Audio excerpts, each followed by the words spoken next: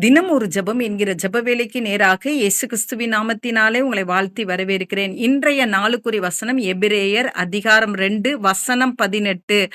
ஆதலால் அவர்தாமே சோதிக்கப்பட்டு பாடுபட்டதினாலே அவர் சோதிக்கப்படுகிறவர்களுக்கு உதவி செய்ய வல்லவராய் இருக்கிறார். நாம் யாவரும் கண்களை மூடி தேவனை நோக்கி ஜெபிப்போம். எங்களை நேசிக்கிறதான நல்ல தகப்பனே, இந்த நாளுக்காக நாங்கள் நன்றி செலுத்துகிறோம். ஆண்டவரே, கர்த்தர் கொடுத்த புதிய நாளுக்காக நன்றி அப்பா. புதிய கிருபையோடு கர்த்தர் இந்த கால வேளையில எங்கள் மத்தியிலே நீர் வெளிப்பட்டபடினாலும் உமக்கு ஸ்தோத்திரம் ஆண்டவரே.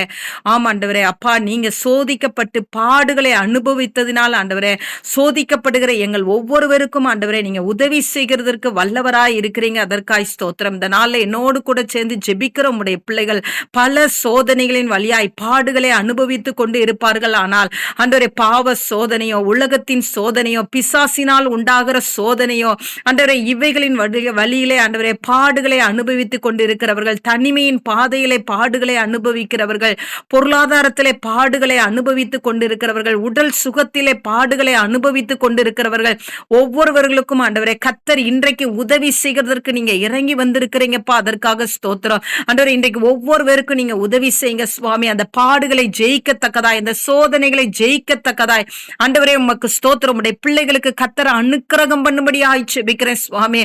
உடைய பிள்ளைகள் உண்மை அண்டிக் கொள்ளத்தக்கதாய் ஆண்டவரே, உமக்கு முன்பாக ஆண்டவரே உண்மையும் உத்தமமாய் இருக்கத்தக்கதாய் ஆண்டவரே அப்பா, இந்த பாடுகளின் வழியிலே தேவன் எனக்கு எதை கற்றுக் கொடுக்கிறார் என்று சொல்லி அறிந்து ஆண்டவரே அதை ஆண்டவரை கடைபிடிக்க கர்த்தர் உதவி செய்யுங்க.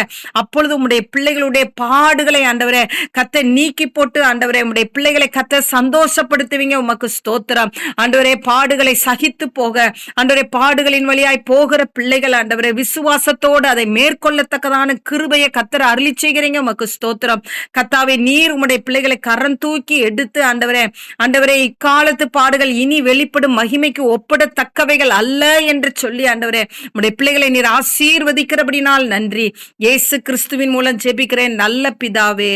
ஆமேன், ஆமேன்.